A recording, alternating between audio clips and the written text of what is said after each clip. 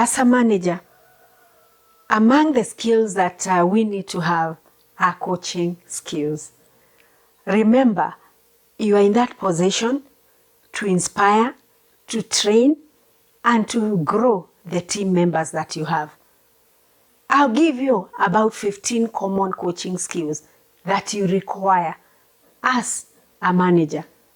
One of them is active listening. I've said repeatedly that we will need to listen.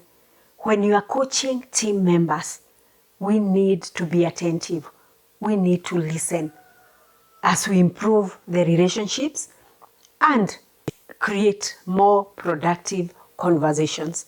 So it is important to use active listening skills. Empathy. Managers may use this skill to connect with their team members. Remember, I've talked about being interested in the person, not just as an employee, but as an individual. How empathetic are you? When people come in late, do you first find out why they could have been late? What are they going through?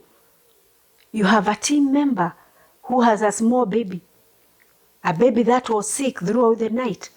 They had to go to the clinic. They had to do certain things. So they were late. So show empathy as a manager. Adaptability. As a manager, you can use adaptability to accept new challenges. There will be challenges within the departments. How do you use adaptability to manage those new challenges? There has been a change within the organization. So your department has been given different projects.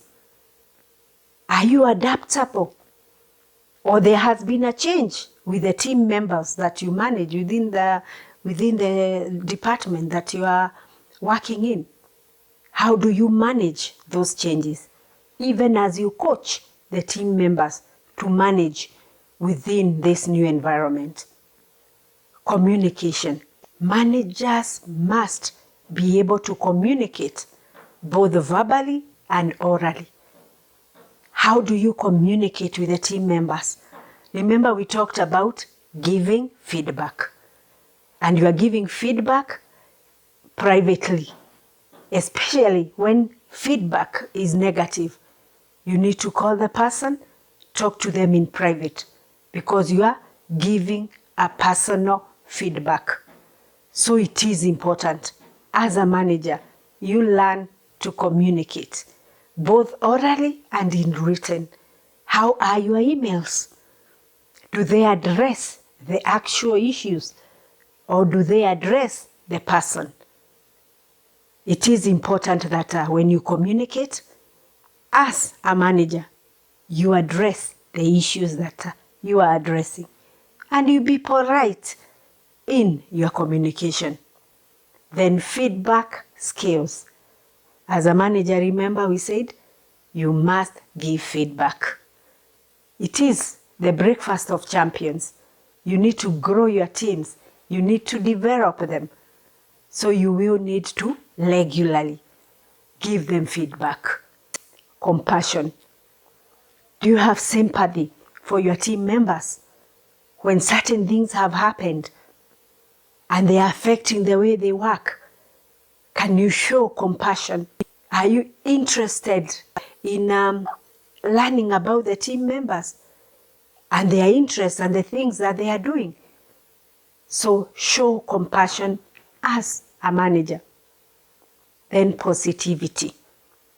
Do not be the manager that brings about negativity, that the department is an environment of negativity, and you as the manager is the reason why there is negativity within the department.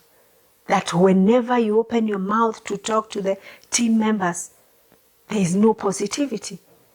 So as a manager, you must bring about positivity and help coach the team members to remain positive, to mind their language, to mind their written communication in terms of emails or when they chat.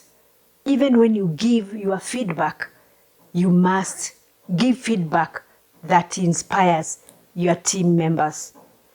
Then goal setting skills. As a manager, it is important that you learn to set SMART goals.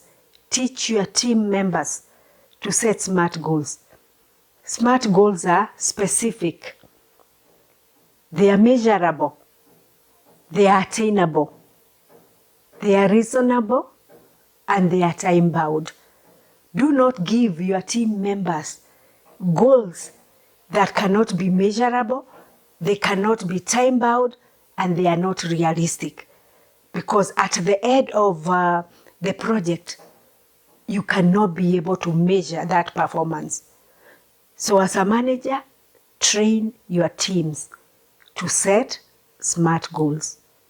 Motivation.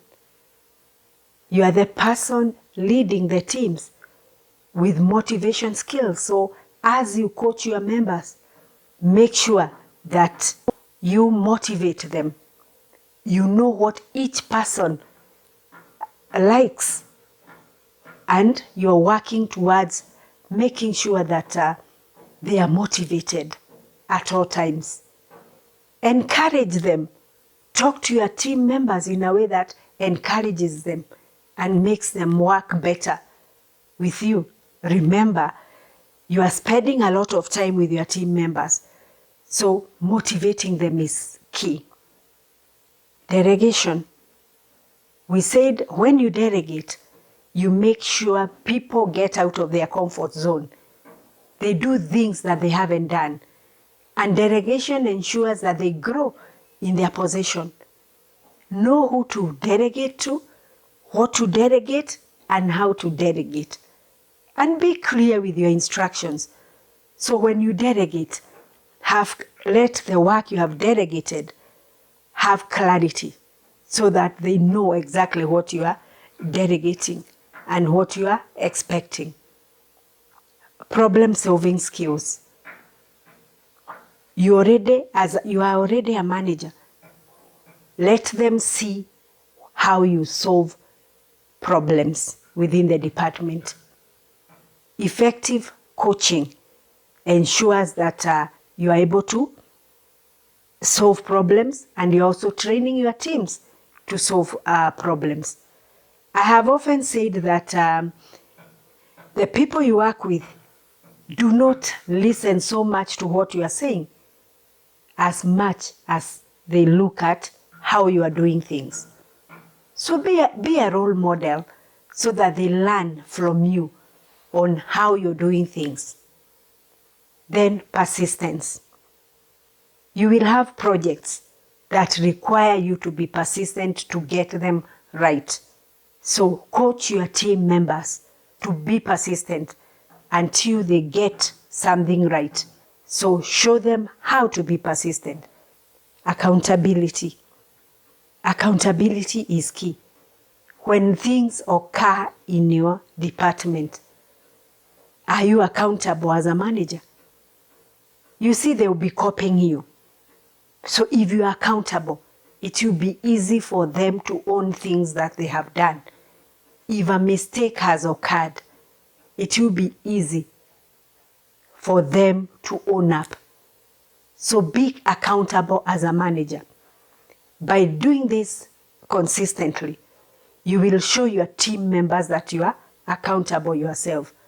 And in future, there won't be a problem of finding out how things happened and who did what, because they have already learned from you to be accountable.